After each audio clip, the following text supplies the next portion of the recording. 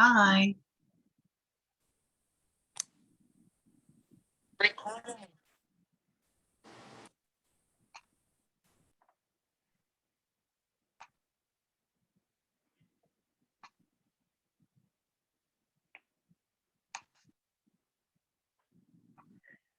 Okay, so I think everybody's in.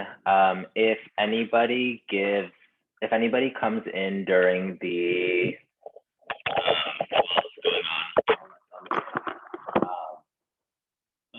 just 5 of us. So it's gonna be a cute little intimate moment. This is, so I'll give like a brief intro, I guess, with everybody. This is Alex Jenny. She is the drag therapist. I met Alex, it was a few years ago, I think 20, So long ago. like that. Yeah. She put me in my first like 8-inch heels. I think they're like this tall. I could not stand, I could not walk, but I conquered it. And Alex is honestly just like a visionary. I kind of don't have any other way to describe Alex. I think that her work is incredible. Her drag is impeccable. She sets the highest of standards in everything she does, and I always look forward to whatever gigs or content she's coming out with. Yeah, I mean, I'll leave the floor to you. I think you have a lot more to say, and I'm excited to listen. Thank you so much. Well, because it's such a small group, I would love to hear from people who want to introduce themselves, if that feels comfortable for people. Your name, pronouns, and maybe what you're hoping to get out of this experience, or if you have any questions. We have an hour together, so I don't necessarily want to lecture at 4 people. So if we could make this like a more intimate conversation and go with the flow, that'd be great. So we could start off with introductions and maybe something that you were hoping to get out of this experience, or any questions you might have. If anyone wants to go first. I'll start. So I'm Alex. So here's the thing to you, Alex. We all know each other. We're all part of Prism together. So, but just to kind of go around the room, and I see that Ruby's joining too. So I'm Alex. I go by any pronouns. And honestly, I'm just kind of excited to like learn from you and just to listen to you. I think, like I've already said it, like you just blow my mind all the time with like the stuff that you put out there. So I'm just honestly just really excited to listen and take it all in. Thank you.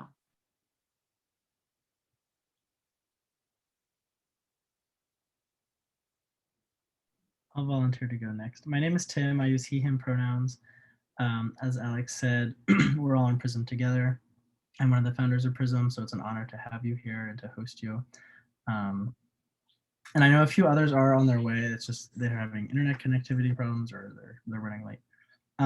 So we're excited to learn from you as well. I'm excited to learn from you. I hadn't heard about you before Alex introduced us a couple months ago. He's been like raving about you for months and months. So I'm excited to also learn from you and hear your perspective and your story. Cool. Thank you for being here.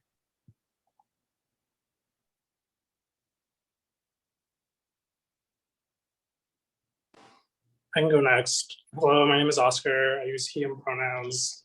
I'm on the West Coast, so I'm still finishing up some work, but I'm definitely listening in. I joined, for the same reasons a few people have mentioned. The workshop had a really cool title, so I definitely wanted to hear your thoughts and your perspective and your story. I'm a big fan of drag as well, so just here to learn and be part of this group. Awesome. Thank you so much. I suppose we're introducing ourselves. I'm sorry I got here a little bit late, but I'll go next, I suppose. Hi, my name is Ruby. I'm also part of Prism. You can go by your pronouns. And yeah, I'm just excited to hear you talk. I feel like you know, I'm also trans, and any kind of statement of positivity with trans awareness sometimes can be a little controversial. And so I'm excited to see your approach and kind of learn all that you have to share. Thank you so much.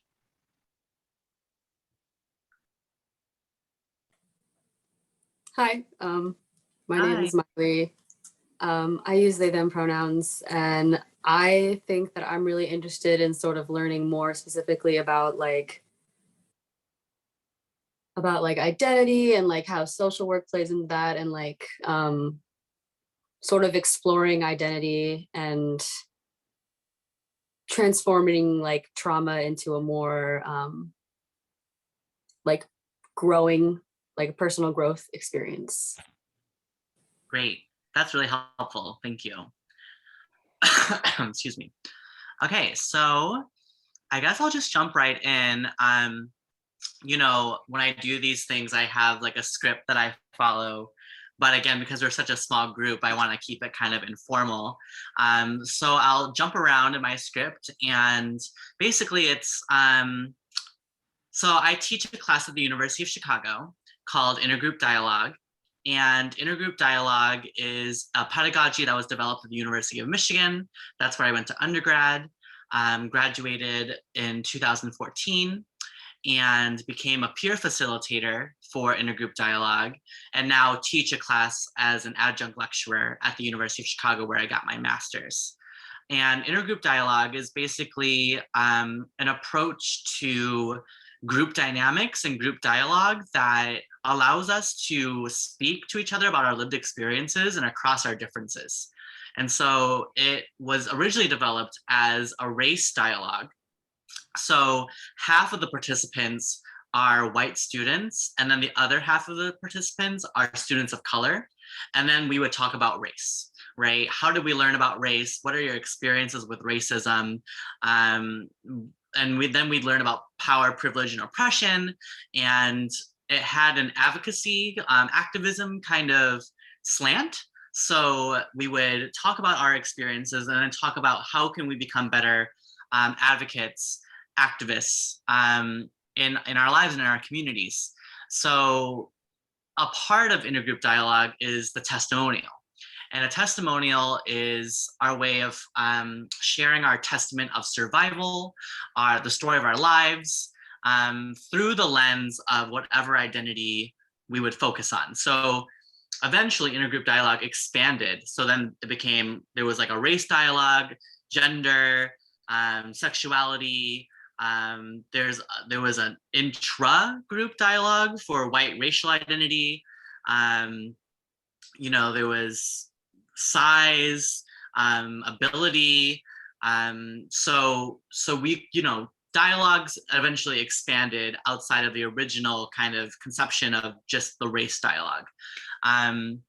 So this is basically a version of my testimonial.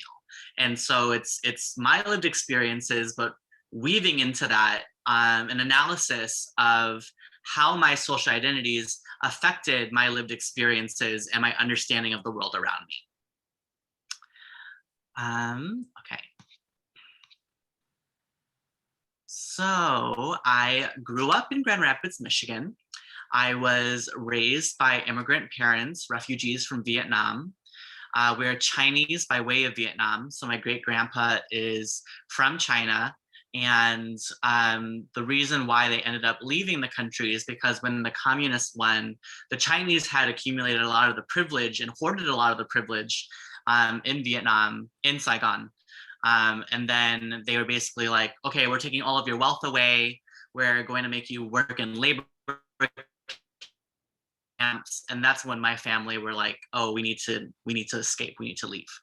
So they eventually were sponsored by Christians in West Michigan and opened up a Chinese restaurant. And so I grew up in the back of a Chinese restaurant, very, you know, 5-year-old running around wiping down tables situation while playing like with my Pokemon cards in the back. So watched my parents really work hard from a young age and really internalize this idea that I needed to pay them back for their sacrifices. And then in high school, I was like a straight A student, had a lot of internalized homophobia, and had an experience of like, I have to hide my queerness, I have to hide my attraction towards men, and I have to make up for it, overcompensate for it, by being a straight A student and like the perfect child and doing all the extracurriculars and things like that. And went into college thinking I wanted to become a lawyer and eventually run for public office. And so I had this very internalized idea of what the American dream looked like and what it meant for me to make my parents proud and, again, repay their sacrifices. Luckily, I was able to find a queer community of artists that allowed me to tap into my artistic side, and ended up joining a professional acting company while in college, ended up really exploring my love for poetry, and that eventually led me to doing activism work and community organizing. And I became very passionate because of my own trauma history around sexual assault prevention work, and sexual assault education and consent and healthy relationships. So that's kind of the origins of my activism work. I started as a sexual assault activist on college campuses. I would go around and do workshops and do keynotes similar to this one, talking about what it meant to develop healthy relationships. And so that is still kind of at the core of how I think about love and consent and what it means to build a world where we can rely on each other and keep each other safe and do the work of healing so that we become less harmful to ourselves and other people. While in college, I became also really super involved in the Coalition for Queer and Trans People of Color. And we organized the first conference for queer and trans people of color on the University of Michigan's campus at the time.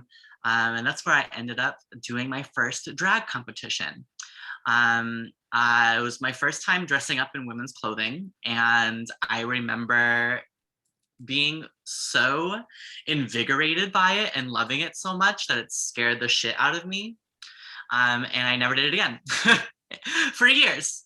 I ended up winning that competition, funnily enough. And people were like starting to be like, oh, you should like actually do drag and like be in the local scene in Ann Arbor. And I was like, no, if you saw me do drag, no, you didn't. I didn't know. No, that wasn't me. You know, I was so terrified because I was like, I think I love this too much, you know, like I loved it in a way where I don't think I wanted to take off the drag, you know. So it took me a long time to come back to that, but I mentioned that now in this part of the story because, you know, it made me realize that, like, you know, the seeds that are planted in us as we're developing through life, like we have no idea how those seeds are going to bloom over time, you know, and we're never ever done fully forming, you know. And so I had to learn to be patient with myself, and now I'm doing drag in Chicago and branding myself as the drag therapist. And so I'm really grateful that I was able to give myself the time and space that I needed to eventually return to drag when I was ready. So I ended up going to the University of Chicago, like I mentioned, for my master's. And, you know, my main motivation in becoming a social worker really wasn't to become a therapist. I honestly did not even know at the time that social workers could be therapists. I really went because I was suffering in my own life in my early 20s, really suffering with acute PTSD. A lot of my stuff was coming up and really fucking up my life. And I was like, how do I take the time that I need to learn the skills that I need in order to heal myself and my chosen family? Because I wasn't the only one, you know, my entire circle, we were all suffering in our early 20s, just trying to make it. And so, like, how do I take the time that I need to heal myself and also, you know, do capitalism? And I was like, oh, well, I'll go to social work school and like learn all of these skills that I can use to, first and foremost, again, heal myself and my own communities and hopefully find a way to make money. So in grad school, that's when I learned that social workers can be therapists. And I was like, oh, this seems like a really good fit for me. I really loved all the clinical classes that I took. But unfortunately, University of Chicago is a shit place and super elitist and very transphobic. You know, at the time, the conversation around pronouns was not as normalized as it is now. I mean, it's still difficult now, of course, but back then it was, yeah, people didn't share their pronouns until I shared it and was like, oh, people need to do this. And professors weren't trained. Professors didn't know what they, them pronouns were. I went by they, them pronouns at the time, primarily. And so it was really hard. I wanted to drop out multiple times. There were so many instances of racism that would happen in the classroom and professors would not clock it. I would be the one who would call people out and make all the white women cry. And yeah, I was like, this is not it. So I was drowning, truly. And so I was like, I need to find a way to still make art, you know, and still tap into that side of myself, because this grad school situation is like killing me slowly. So that's when I rediscovered drag. I actually got pushed on stage at Berlin for like a dance competition. And I wasn't doing drag or anything. I was literally just a drunk patron. And my friends pushed me up on stage and I actually competed against another drag performer who was out of drag and danced circles around them, to be honest, and won that little drag competition. And I got off stage and I was like, I had never felt that alive in so long. And I was like, I think there's something to this. I need to dance. I need to perform. I think I need to try drag. And so drag really has been so healing for me. And of course, as an academic, I'm like having to think about like, oh, like the power of fantasy and the power of what it means to be this exaggerated, dramatic version of myself that I can't embody anywhere else. You know, when I'm on stage, I get to live the fantasy. And that's what helped me find my way to my trans womanhood, to be honest. You know, I realized that I loved being that bad bitch fantasy and I wanted to feel that way all the time, you know? And so I talk a lot about the power of fantasy and helping us manifest who we want to become. Like sometimes it's too hard to be able to say, this is who I want to be and take it serious, if that makes sense. Like it feels like there's too much anxiety around seriously being like, I wanted to be a woman, right? Like that felt like it was inaccessible to me, but I could tolerate saying, I love the fantasy of what it means to be a woman. That felt more accessible to me than actually saying this thing that like was too scary and too terrifying for me to admit. And then eventually that fantasy, you know, I started to manifest that fantasy more and more in my day-to-day life. And now it's my lived truth, right? And the power of fantasy is something that I think queer and trans people know a lot about. You know, I think main character syndrome with queer and trans people is strong because it's a way for us to cope, a way for us to say, I'm not like everyone else, and that's okay. I'm the star of this show, you know. And with ballroom, you know, people competing in categories and being like, you know, business executive realness, you know, pretending to be supermodels. That's the power of fantasy, because oppression says that we can't be those things, you know. And so in my fantasy, in my delusion, I'm an icon, I'm a star, right? And that is my way of resisting the violence that I face in this world. So oppression and violence needs to have a direct and proportional response. And so my direct and proportional response to the world saying that I shouldn't exist and that you know, I'm a freak or a pervert or whatever else people might say about me, is to say, actually, I do deserve to exist. And furthermore, I deserve to be worshipped.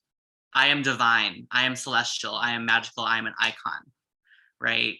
And so living in my delusion, living in my fantasy has helped me cope with the ways in which the world wants to keep me small. So that is a little bit about why drag has been so meaningful to me. And for a long time, I felt like I needed to keep my drag and my professional life separate. As a therapist, we're taught, you know, to keep ourselves professional, we needed to be really boundaried. We couldn't let clients know who we were. We couldn't let clients know personal information about our lives. I got feedback a lot that I was taking up too much space in the room because of the way that I dressed.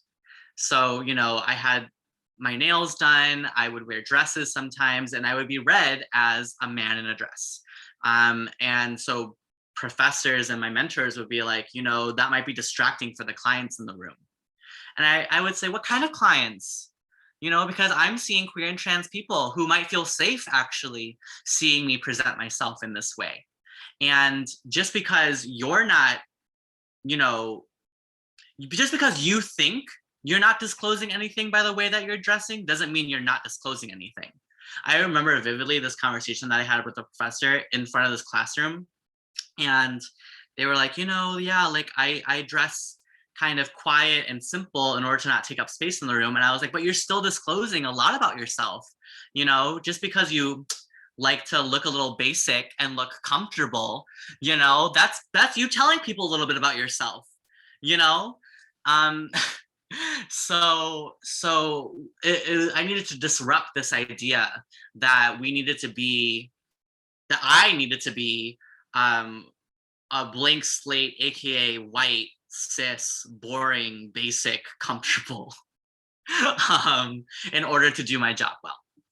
So trying to keep all that compartmentalized became way too much for me. And I was like, wait a minute, if I'm a therapist that is saying that I want to be sex positive, that queer and trans people deserve to live as they are, and that doesn't take away from their professionalism, that professionalism is actually rooted in white supremacy, that sex workers can be seen as professional, that sex work is a real job, then why am I not living out those values in my own life?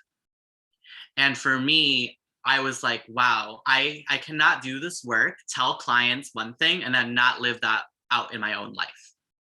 So I think it's actually necessary for me to integrate all of those parts of my life and to say, yes, I shake my ass in the club for dollar bills and I'm still a damn good therapist, you know? And yes, I can post nudes of myself online and clients might see that, but that doesn't take away from my ability to do this job well. You know, I could, you know, when I was doing keynotes in person, I would wear like a revealing dress, like with cleavage and like, you know, with my legs out and heels on. And I'd be like, are my words any less impactful because of the outfit that I'm wearing right now? Right. So really living out my values in my own life and holding myself accountable again to the work that I was helping my clients work through. Let's see. So that's how the drag therapist was born. And it's been a year actually since I started branding myself as the drag therapist. And I've been received so well. It's really been surprising for me still. And I'm finding that people are really craving possibility models of what it means to be able to move through a cis heteronormative capitalist white supremacist world and still hold on to our authenticity, right? Another lesson that I took away from my organizing days and activism, I was in the audience in undergrad and realized that I had been so burnt out and fueled a lot of my activism with rage and spite. You know, I was like, fuck the system, fuck this campus, fuck rapists. And I'm going to organize because I know I hate these systems. And I organized with people around the idea that we weren't white, right? Oh, we're all not white, and that's why we're in this room together, right? Or we all hate oppression, so that's why we're all in this room together. And while I was watching this speech from Kim Katrine Milan, who was the keynote speaker of our conference that I mentioned earlier, she said something that really changed my life and something that still is at the root of the way I conceptualize my work in activism. She said, our most radical work is to love ourselves. And that just completely shifted everything for me. And I was like, wait, why, like, what is the point of organizing and fighting for a new world when, like, I don't even really know the people that I'm organizing with? Like, yes, here we are marching, protesting together, fighting back against the system, but I don't know how many siblings you have. I don't know where you grew up. If you were sick, I don't know if you would call me if I was sick. I don't know if I could rely on you to take care of me. So what are we fighting for? What are we building? Right? So it's not enough to fight against systems. We need to think about how we can uplift each other and what are we building, right? What kind of world are we fighting for? And what kind of world are we trying to imagine? And how can we build that world now? Because we cannot wait for oppression to go away in order for us to live our radical truth, because we'll be waiting forever. And then the oppression wins, right? Because if we continue to center oppressors in our lives, then we've given up our life to oppression, right? Why was I spending so much time centering people who want me dead to try to convince them to let me live? That's a losing game. I'm never going to convince them that I deserve to live fully and freely, right? I can fight against the systems that want to kill me, but at the same time, I need to live the life that I want to live in this radical new world that we're trying to get to now. And that means building community. That means building self-love. That means building moments of time where I can access freedom. And for me, that's like drag and being in the club, right? When I'm in the nightclub, when I'm in full drag, feeling the fantasy, I'm in that radical new world, even if it's a temporary one, right? So actually fighting for freedom, liberation, it's a practice. It's not a destination. It's something that we can access in the little things that we do each and every day. When I'm painting my nails, I'm practicing freedom, right? When I proclaim I'm a trans woman and I'm proud, that's me practicing liberation. You know, when I'm at the beach and I'm untucked, that's me living out what it would be like to be in this new world, you know? So that really, again, completely changed my approach to activism, resistance, liberation. It taught me to decenter my oppressors and to actually center the people I care about, center my communities, build pods of care, right? Again, what is the point of fighting against these systems if I'm sick and I have no one to call, right? Activism.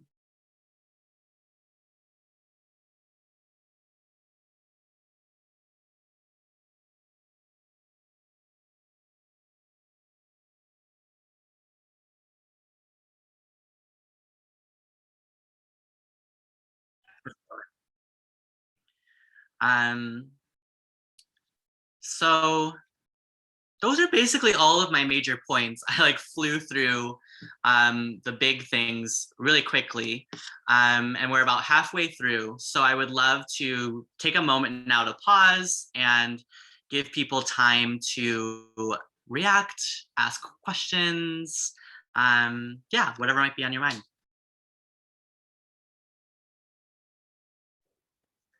Well, first of all, thank you so much. I would love to just like affirm so many of the things you said in this shared experience you might share. I don't know.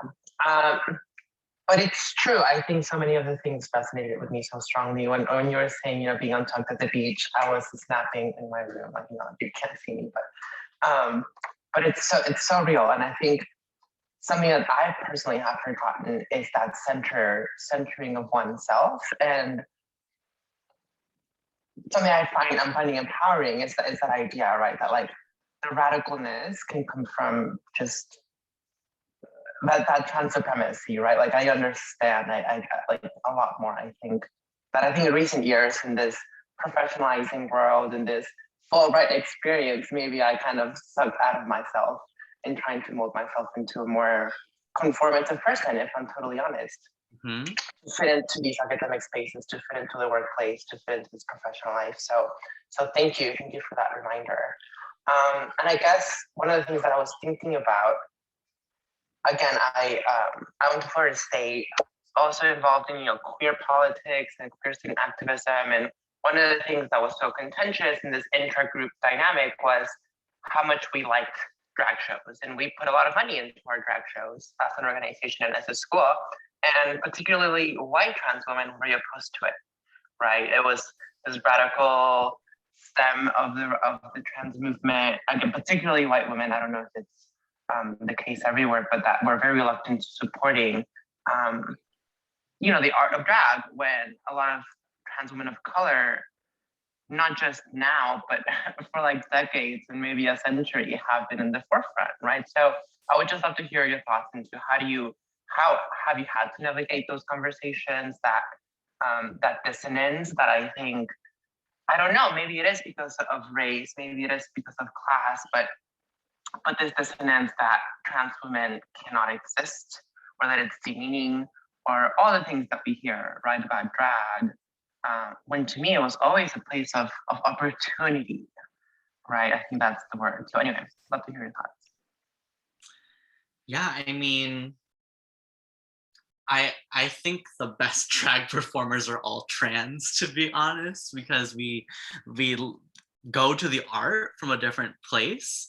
And I think drag started off as an art form from survival, right? It was we're all queer and trans people who have been exiled from society. We can't get real work. Our IDs don't match what we look like. We don't have any legal documents.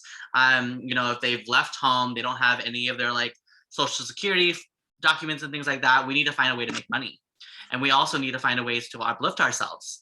And drag and performance was a way for them to do that. Like, it was not cis men doing that. The first performers were all trans women, mostly trans women of color. And so it's and just, I can just say a quick thing. Like, I feel like I remember an interview with Laverne, Laverne talking about this first job that she had, because I remember this quote so clearly, because it just resonated in this fear that I have and continue, I think, to have of, she said, I'm a Black trans woman, who's gonna give me a job with a few curse words in there? For real, right? And this is a fear that is central to like just our existence, perhaps. I don't know. So anyway, yeah. Yeah. And for me too, like, it's the armor that I feel like I need to put on when I walk out of the house.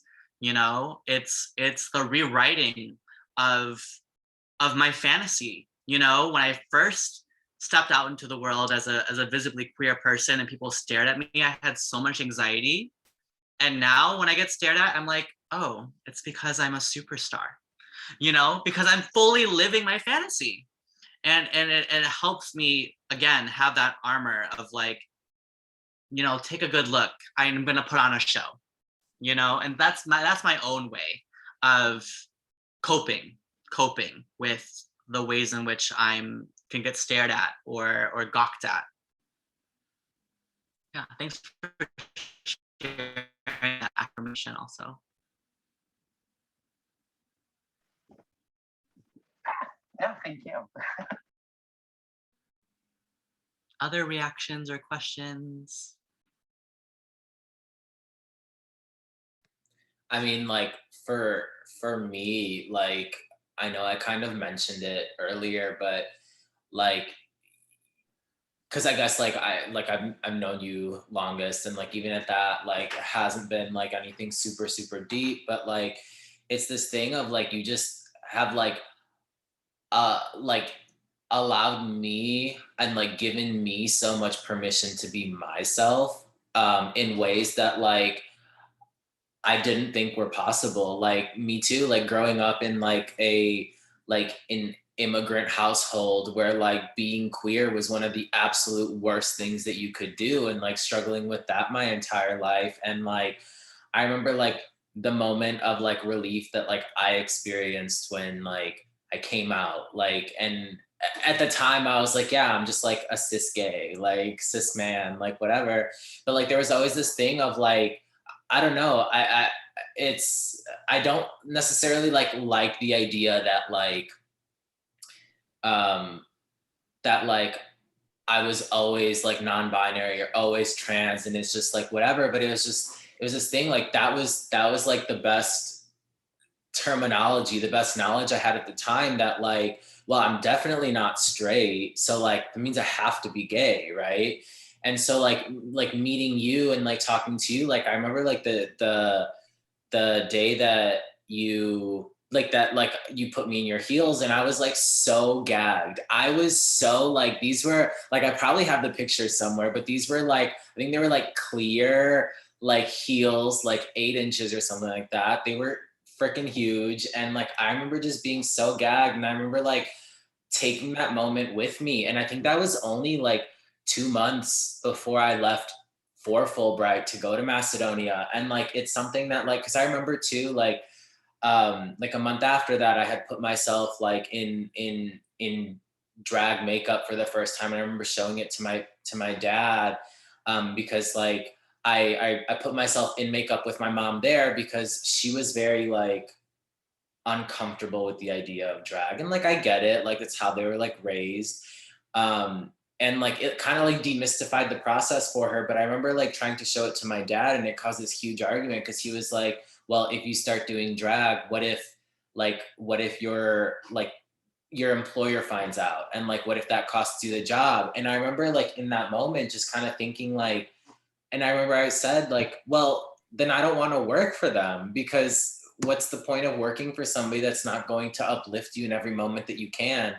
And like I see that so much through your work, like even in like the scope of like I don't want to say professionalism, but in the scope of like being a working person and kind of like these systems that we have to navigate like as queer people, it's seeing the way that you navigate it, and the way you navigate it with so much grace and dignity. It's astounding, because I think it like offers up the space, at least it has for me, that like, no, I can do this too. Like I don't, like I'm not cis, so I don't have to present as cis to like make it in the world. And like I think it's just like, I mean, I hope that like you're aware of like how much like world building you're doing for other people, because like you genuinely are like creating so much like opportunity and space for people to like see realities that like they never thought that were true, because I never thought any of this was true. And like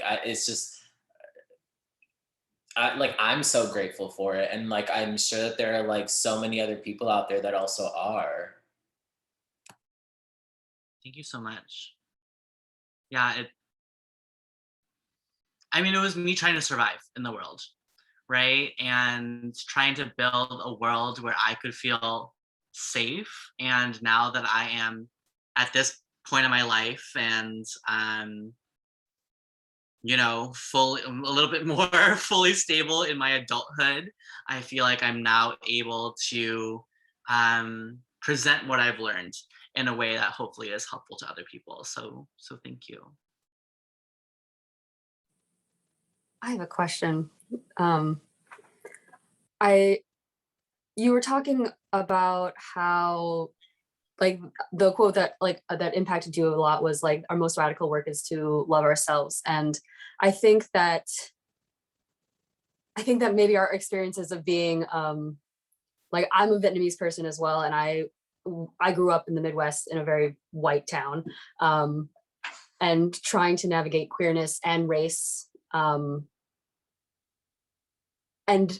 in that process having that sort of internalized like racism and homophobia and how it translated into anger primarily, especially in like my undergraduate activism was very, very anger based. And I just found myself very like burnt out. Like I like left the community pretty early on because I was just like, I couldn't handle all of like the anger and I was exhausted and I was like, I couldn't handle the aggression. And so, yeah. But I personally am really, really invested in like education, and I keep finding myself focusing more on how can I make like large scale change, like as much as possible, like in my kind of activism. And so I was wondering like what your experience was sort of transitioning from this place of anger into this place of like self-love and decentering the oppressors, which love that energy. But like, do you find yourself able to like communicate with large groups of people and to like, is it more important to you to, how do I rephrase this? Is it important at all to like find ways to conduct large scale change or to try to change the large scale community while also trying to focus on yourself? Like, how do you just like balance those two things? Yeah, I think that's a great question. That's okay. So here are my half-baked thoughts on this. I think for me, I needed to fill my spirit and fuel my spirit first and foremost. Anger and pushing back against these systems and trying to enact large-scale change for the sake of enacting large-scale change was not sustainable for me. It's not what helped me sleep at night. It's not what made me feel held. It's not what made me feel connected to people, right? And so I felt like I was spiritually empty when I was doing that work. And so now I do things like this where I can share my story and share the things that I've lived and hopefully make larger impacts, you know, and that's where my Instagram comes in. For me, my Instagram, I try to balance it in a way of like, my relationship to the internet has always been to find community and to yell into the void and have it yell back at me, right? Like I was that kid who was on Tumblr oversharing all of the details of my life with strangers on the internet. And so I don't ever want my ego or my desire to be the perfect activist to drive, I'm only speaking for myself again, to drive my motivations, either in my Instagram or my activism work, because that's not coming from a sustainable spiritual place for me. So I try to balance my work on Instagram, my public facing work, with I'm sharing this because I need to express this and it's been helpful for me. And I hope it's helpful for someone else. You know, I think other people have more capacity to do larger facing macro work in a way that might feel sustainable to them. But I just felt like I couldn't do that. And when I tried to make it a goal to like do large scale work, I found that my ego got in the way, you know, of like, oh, look at me and look at a big impact that I'm doing. And it just never felt like enough, right? And so I had to make having one-on-one conversations with my friends and helping them live and making sure all their bills were paid enough. Everything else, I'm like, great. I'm so glad that, you know, the ways in which I'm making art, the ways in which I'm expressing myself on the internet is making a large scale impact, but that's not why I'm doing it. You know, at the end of the day, if the people that I love are taken care of and they have food to eat and a roof over their head, that's enough for me. That's my activism. And if at the end of the day, I'm making my survival more comfortable for me, right? That's enough for me.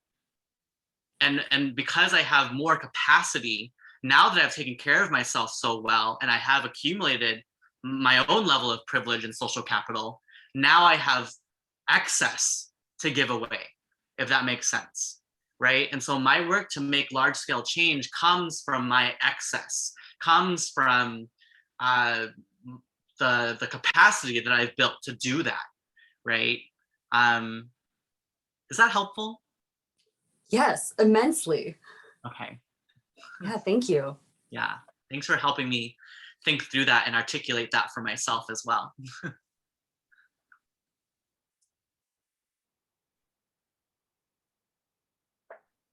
I have a question that might stem from that, I think, but in a different context. So I'm really thinking about, earlier you said something about professionalism, and I think it was professionalism is rooted in oppression and white supremacy. Mhm. And I work in corporate America, and I know a lot of Fulbright alumni work in corporate America, and so I'm trying to figure out, I guess, what to do with that, because I don't disagree with you. I think there's a lot of truth in that statement. I'm trying to right now to figure out, like, okay, do I need to quit my job in order to like rebel and change the system, or are there ways that I can be working within corporate America to kind of push the needle a little bit? And because there are times when like I'm like, oh wow, we're like such a conservative company, or like not politically, but just like, oh, like why is that an issue, or like why is person's hair color a problem, or like why are we worried about what we're wearing to work?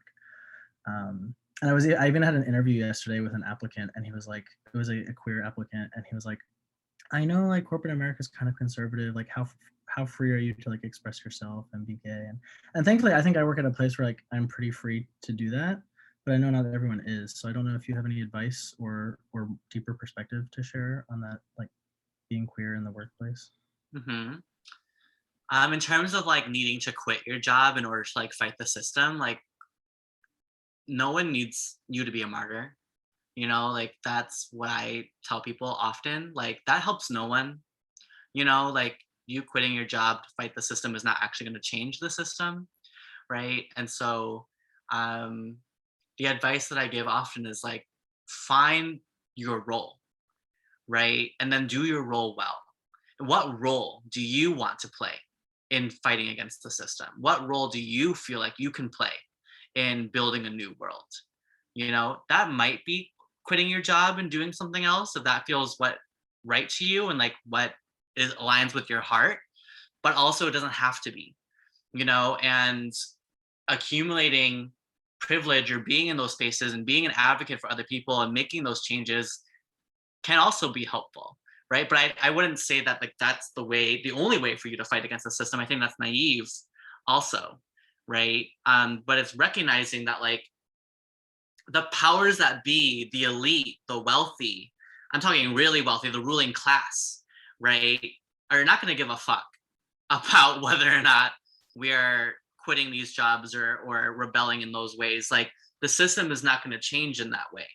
And so thinking about the role that you can play in helping that new applicant, right, be able to express themselves, being able to be curious about like, well, what does that mean for you to express yourself, and how can I advocate with my superiors or my colleagues for us to make that happen, right? And then pushing back against the ways in which we've internalized like white supremacy in the workplace, meaning like, passive aggressiveness, talking around issues, coddling people, making sure that to follow the money trail, right? If a company is saying we value diversity and inclusion, well, how much money are you investing, right? Because that's how companies, specifically corporations, express their values, right? Making sure people are trained, because again, we're not going to change the system overnight, especially corporate America. But I still think that there are ways in which people who work in corporate America can find a role in building a new world, whether it's within corporate America or outside of it, without taking this extreme approach of like turning yourself into a martyr. The same way in which, us using paper straws is not going to solve climate change, right? And us stopping buying things from Amazon is not going to stop Amazon from taking over the world, right? Like when we look into a company like Amazon, like, most of the internet is hosted on servers on Amazon, right? Like Amazon has contracts with government agencies and things like that. And so just thinking outside of this kind of individual shame response that fuels a lot of people's activism, and to think more I'm very spiritual. So from like a spiritual filling place or a heart filling place, like what sustains your heart, what sustains your joy in the work that you want to do to build a new world and push back against white supremacy. I hope that's helpful. I feel like I rambled. Oh no, that was amazing. Yeah, I resonated with a lot of that. Thank you so much. Mm-hmm.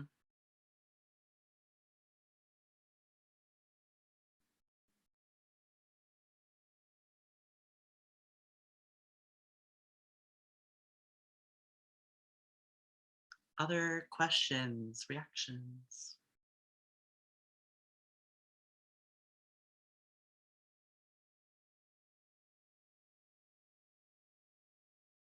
I really appreciate those 2 questions. I was like really thinking. I was like, it's the end of my workday. I'm tired. But feel free to keep them coming. Well, I guess like going off of this like idea of like radical self-love, I think it's something that like I try to practice on the daily, and it's not always easy. So I guess like in doing that process, like what is it? I don't like. How do you deal with things like when you feel like you're, I don't know, like you're betraying yourself, or like you're kind of going against everything that like you had thought that like this is all what I need, but like it's not. I don't know if that question makes sense. I guess like how do you practice radical self-love when you can't, like when it feels like it's so hard to, or like you feel like you're betraying yourself in doing it. Betraying yourself when doing it. What do you mean? Like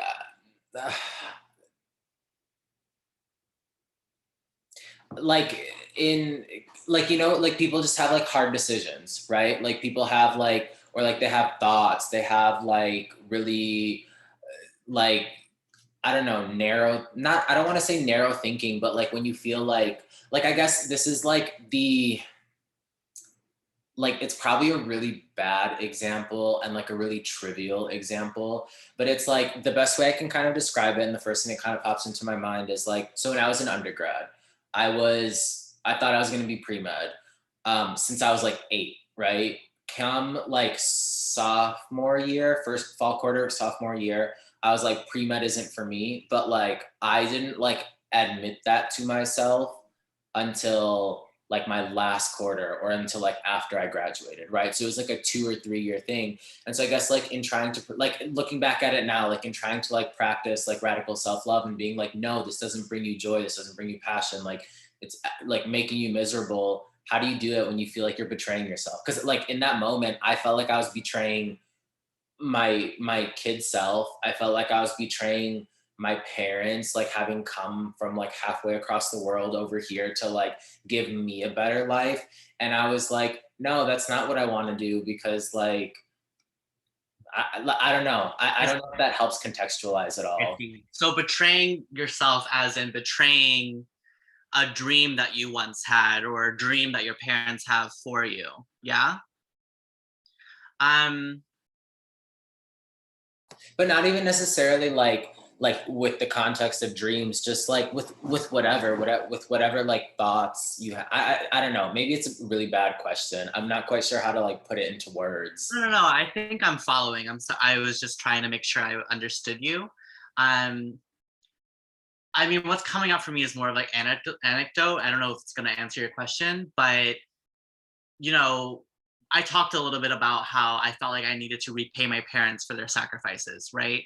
And how could I do that if I'm gay or trans or queer, right? And I had to do a lot of reflective work around being able to say, actually, this is the best way for me to pay them back, even if they don't know it. Like, what is more free than being queer and trans, right? I am manifesting the dreams that my ancestors couldn't even fathom, right? Like my ancestors fought generation after generation after generation to find their version of freedom. And now here I am, a fully out, proud, queer and trans person, living my life fully liberated, sex positive, you know, like being able to proclaim that I am deserving of everything in this world and I'm going to fucking take it, right? Like that's me paying them back, whether or not they're able to conceptualize or grasp that idea at all, you know? So that's just something that has helped me cope with this idea of like, oh, I'm disappointing my ancestors, or I'm bringing shame upon my family, or the other narratives that would like weigh me down. Yeah, thank you. Can I ask another question? Sorry. Yeah, please. So I think that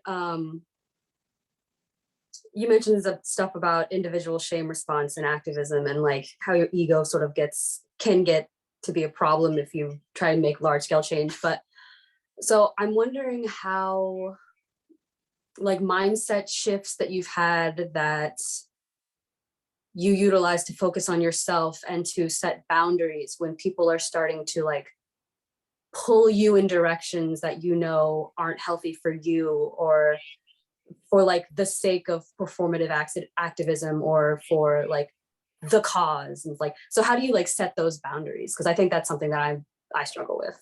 Yeah. You know, large scale change can't happen alone. And I need to make sure that I'm around for the long haul, right? And as someone who has struggled with depression and feeling like I wasn't going to live very long, like that's a priority for my life, right? And then I take an existential approach, and you know, and I'm Buddhist too, so a lot of that philosophy like influences the way I see the world. And to be human is to suffer, right? And so if we're on this earth and we're in this world and we're suffering all the time, then I need to make my suffering as comfortable as I can, right? And that needs to be my priority. And that sustaining of myself is what's going to allow me, hopefully 10 years from now, to have the capital, to have the access to networks, to have the wealth, and I'm trying to build generational wealth. And I'm trying to talk about that very explicitly and like not feel ashamed about that, and to be able to say like me building generational wealth is not me like the same as me being a capitalist, right? And in 10 years from now, if I'm able to say no and set these boundaries and rest while I'm still in the thick of my suffering, right? Like I'm still medically transitioning, I'm still in the midst of like my career like building up, right? What will I be capable of 10 years from now? Maybe I'll be able to give a lot more, you know? And so those are some things that help me be able to set those boundaries and be able to say no and not shame myself because I'm not attending every organizing meeting or attending every protest or doing all that I can, you know? Like it's a team effort, right? And if people have the capacity to do so, great.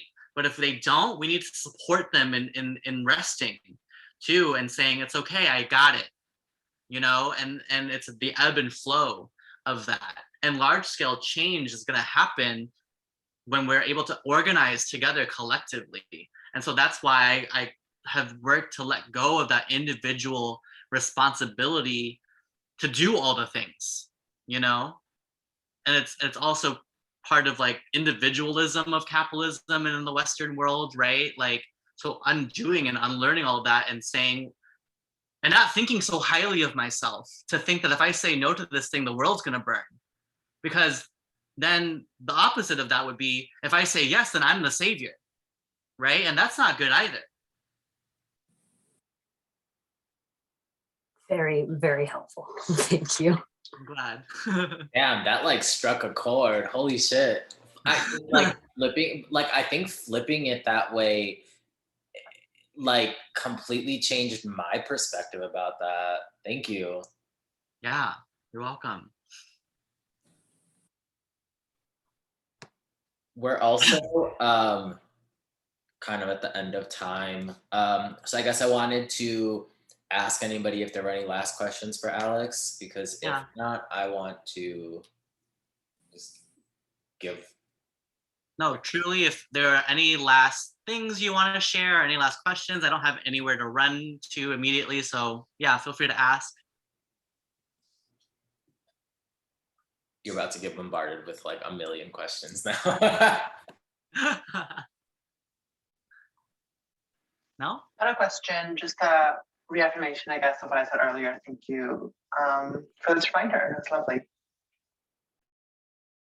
What was that?